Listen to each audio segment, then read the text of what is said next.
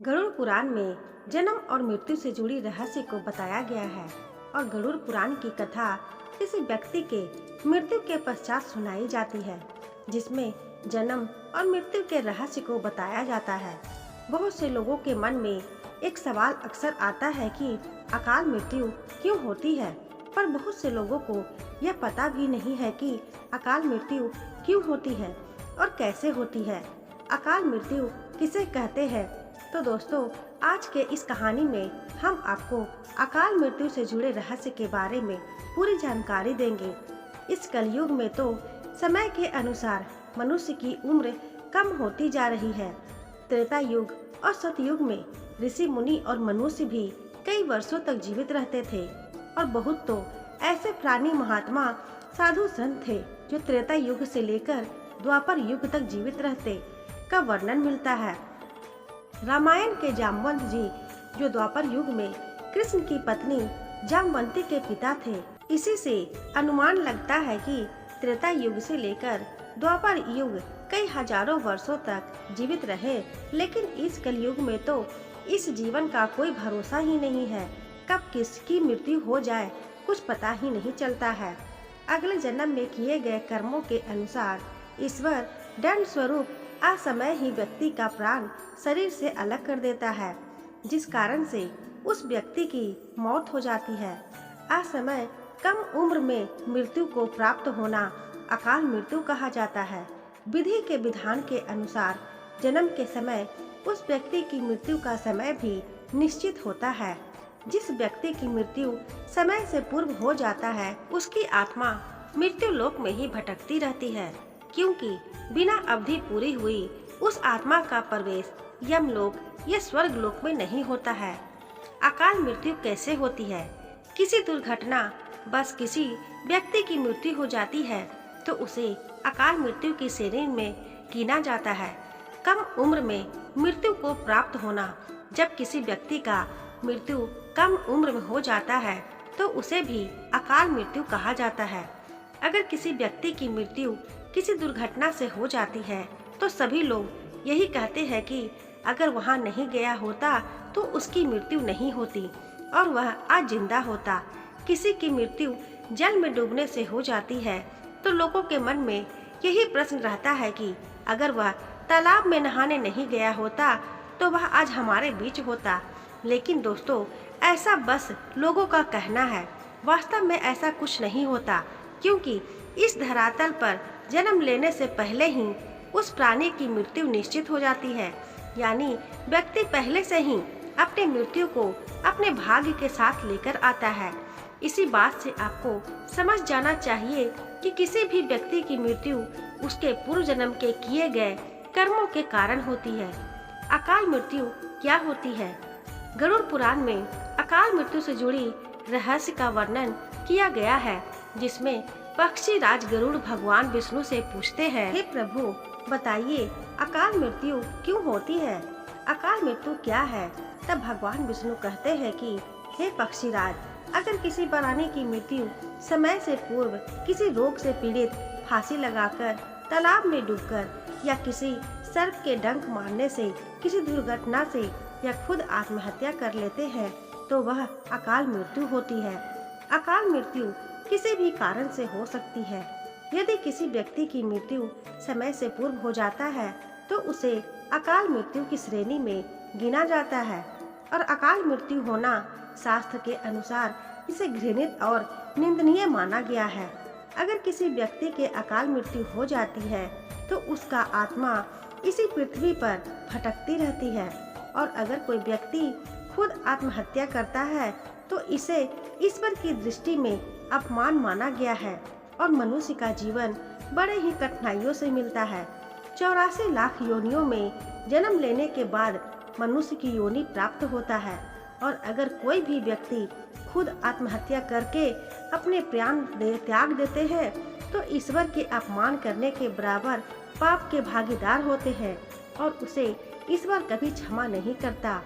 अकाल मृत्यु होने के कारण गरुड़ पुराण में अकाल मृत्यु से संबंधित पक्षी राज गरुड़ ने भगवान विष्णु से पूछा था कि अकाल मृत्यु क्यों होती है। अकाल मृत्यु होने का कारण क्या है? जब मृत्यु का उम्र 100 वर्ष निश्चित किया गया है, तो आखिर मनुष्य की अकाल मृत्यु क्यों हो जाती है? अकाल मृत्यु होने का कारण क्या है? पक्षीराज की बात सुनकर श्री हरि बताते हैं कि हे पक्षीराज, आपका कथन सत्य है। शास्त्र और वेदों में मनुष्य की मृत्यु का समय 100 वर्ष निर्धारित की गई है, लेकिन इसमें मनुष्य का दुष्कर्म को शामिल नहीं किया गया है। किसी भी मनुष्य का मृत्यु तभी होती है जब उसके पाप पुण्य कार्य समाप्त हो जाता है और उसके पास सिर्फ उसके किए गए आप कार्य शेष बचता है। और किसी भी मनुष्य की मृत्यु तभी होती है जब उसके पास धर्म कार्यों के लिए शक्ति नहीं होती है, उसकी शक्ति धर्म कार्य हेतु छीन हो जाती है, या फिर मनुष्य का शरीर और उसका मन उसे धर्म कार्य करने की इजाजत नहीं देती है। और जब मनुष्य धर्म कार्य करना छोड़ देता है तो पृथ्वी पर उसकी अवधि कम होने लगती है। मनुष्य का कर्म उसका धर्म होता है और मनुष्य की अकाल मृत्यु तभी होती है जब उसका मन धर्म कार्य करने की इजाजत नहीं देती है और धर्म जैसे कार्यों को निभाने की शक्ति उसके अंदर नहीं रह जाती है। वह अपने जीवन में बुरे कर्म के अलावा कभी भी धर्म कार्य नहीं कर सकता। मनुष्य का उम्र 100 वर्ष निर्धारित किया गया है, लेकिन अपने बुरे कर्मों के कारण अपनी उम्र को कम करते चले जाते हैं और मनुष्य को वेदों का ज्ञान न होने के कारण वह हमेशा कुकर्म जैसे कार्य करते हैं। इसलिए मनुष्य को धर्म का ज्ञान होना बहुत आवश्यक होता है। जो भी व्यक्ति धर्म के कार्य करते हैं उसे कभी अकाल मृत्यु नहीं होती है। अकाल मृत्यु के बाद आत्मा का क्या होता है? गरुड़ पुराण में भगवान विष्णु जी बताते हैं कि मनुष्य के जीवन के 7 चक्र निश्चित है। जब मनुष्य मृत्यु से पहले यह 7 चक्र पूरा नहीं कर पाते और उसकी अकाल मृत्यु हो जाती है, तो उसे मृत्यु के बाद भी कई प्रकार के कष्ट भोगने पड़ते हैं। अचानक तब अकाल मृत्यु होने के कारण मनुष्य के अंदर इच्छा कामना बनी रहती है, जो अपने जीवन काल में पूरा नहीं कर पाते। मनुष्य का शरीर तो नष्ट हो जाता है, लेकिन उसके अंदर जो इच्छा और कामना रहती है और अपनी अधूरी इच्छा को लेकर मृत्यु के बाद भी आत्मा भटकती रहती है और अपने परिजनों को कष्ट पहुंचा जाती है और अपनी इच्छा पूर्ति करने का प्रयास करती है।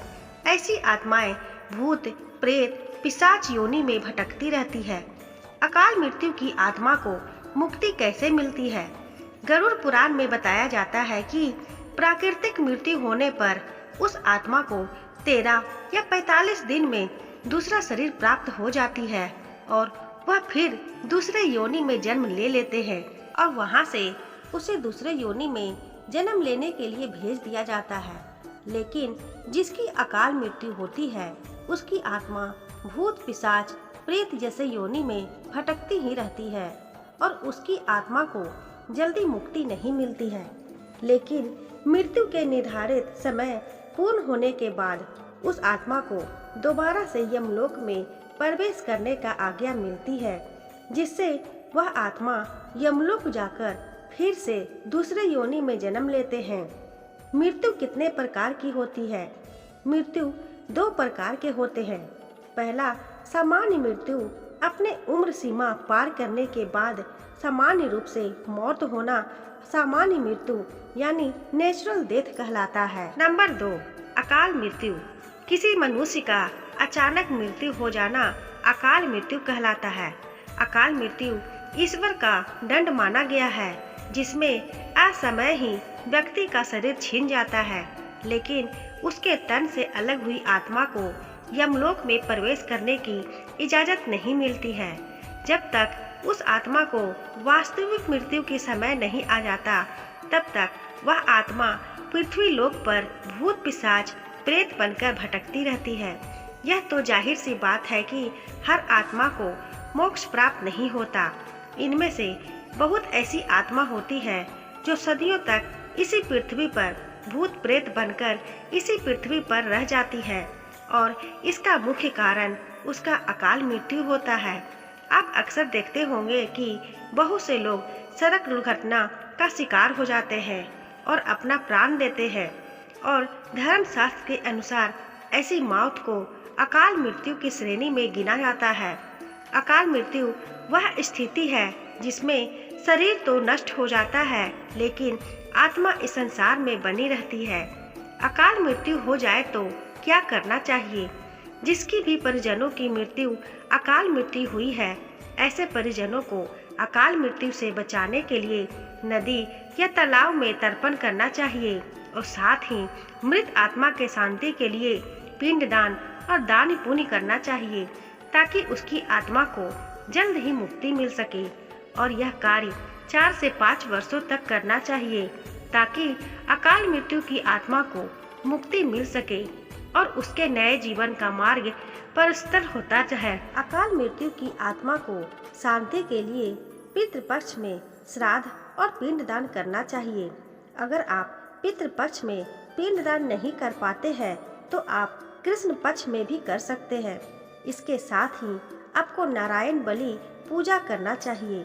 नारायण बलि पूजा एकत्रित रूप है जिसमें नारायण बलि पूजा और नारायण नाग बलि पूजा सम्मिलित है।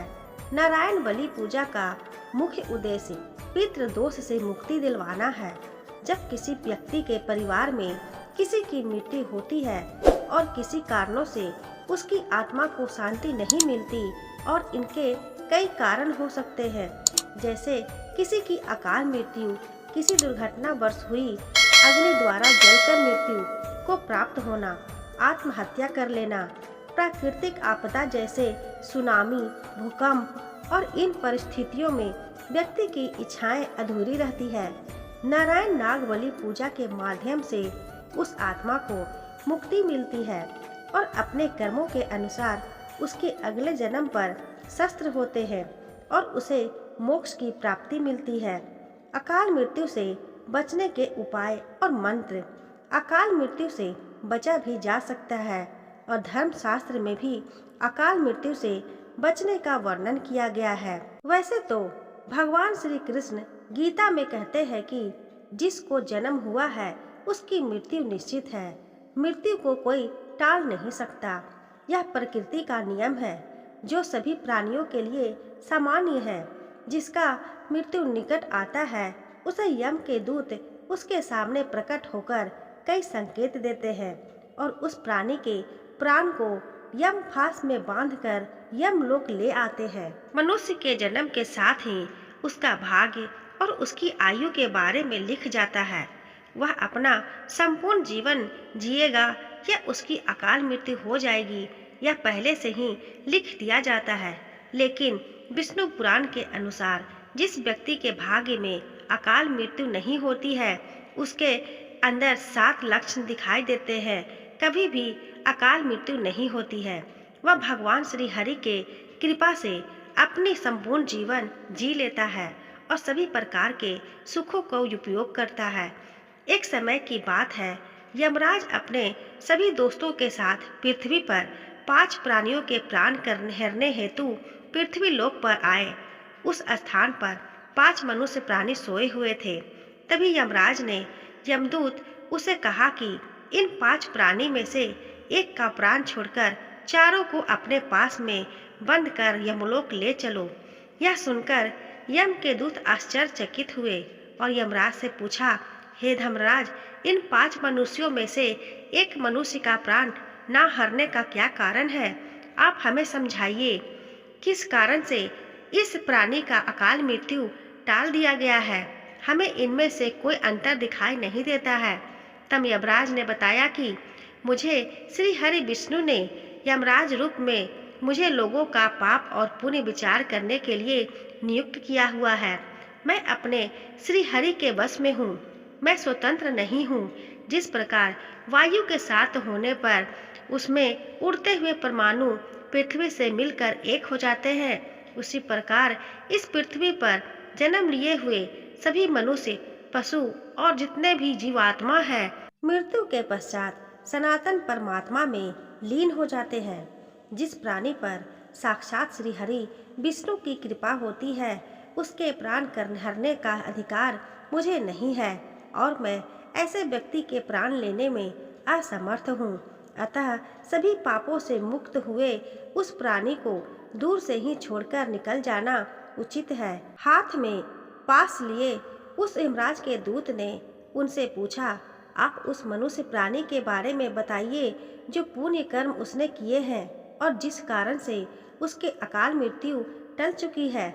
इस पर यमराज ने दूत को मनुष्य के साथ लक्षणों के बारे में बताया। मैं जिस व्यक्ति में यह 7 लक्षण दिखाई देंगे उसकी कभी अकाल मृत्यु नहीं होती है। दोस्तों, आपकी इस बारे में क्या राय है, हमें कमेंट करके ज़रूर बताइएगा। वीडियो पसंद आई हो तो वीडियो को लाइक करें, शेयर करें। चैनल को अभी तक सब्सक्राइब ना किया हो तो इसी तरह के और कहानियाँ सुनने के लिए चैनल को सब्सक्राइब जरूर करें। मिलती हूँ ऐसी एक और नई कहानी के साथ। धन्यवाद।